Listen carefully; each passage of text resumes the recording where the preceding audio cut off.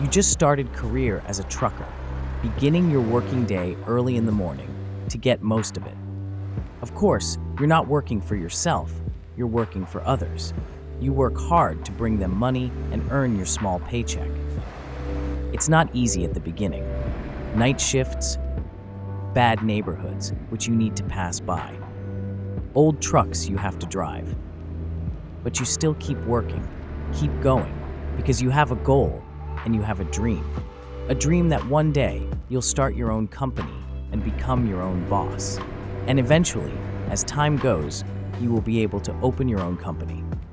Then you will buy a first truck for yourself, then second one for your first employee, third one for next employee, and so on.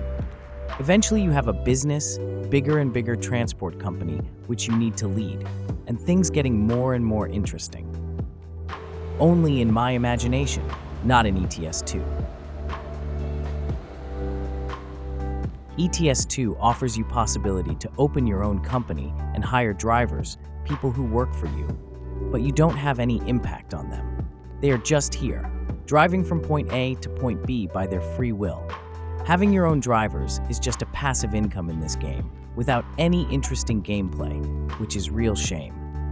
Honestly, I'm kind of disappointed that a game like this doesn't have a more advanced system for managing drivers and running your company. And these are some of my thoughts on how I'd like the driver management system to look in ETS 2, and what could make the game more interesting. Running your own company is not an easy task. You have to be responsible and have understanding for everyone and everything. First, I would add mobile phone in this game. When you lead a company with many drivers, your phone rings a lot. Even if you have a dispatcher, every now and then some of drivers call or text you with their problems. That's why, even when you're out on the road, you should take a moment to think about your drivers and what they're dealing with. Because truckers across Europe run into all kinds of problems. Then, at the start of the week, you could give instructions on where each driver needs to go and what their tasks are.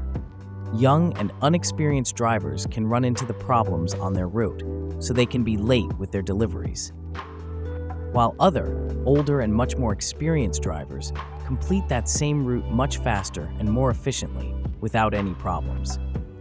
Every transport company has its clients they work with. Over time, some clients can become dissatisfied because deliveries are delayed because of inexperienced drivers.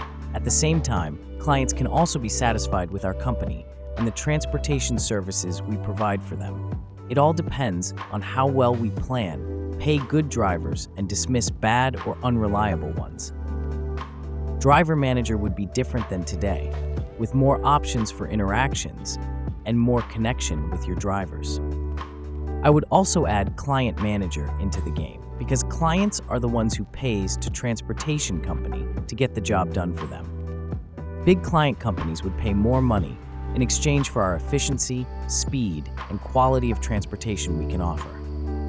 Some clients may suddenly experience a surge in business and urgently ask us to increase the number of trucks transporting their goods. Then we need to figure out how to plan our transport with drivers we have, and maybe to consider the possibility of hiring additional drivers if we have available trucks for them. Then, after many successful kilometers and roads driven, because of dynamic economic system of supply and demand, our work can start to decline. Client storages can become overloaded with goods, and demand for transportation begins to be lower. And that's when you can run into problems. Too many trucks, too many drivers, but loans are still here, waiting for payment. A very demanding situation where you need a solid plan and strategy to find new clients who need transport services.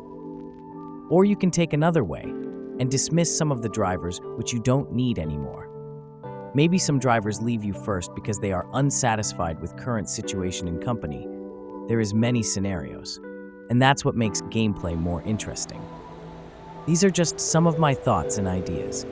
Do you think ETS 2 could use a refresh in how we manage our company in the game? Or maybe you think it's fine the way it is, with no need for any changes?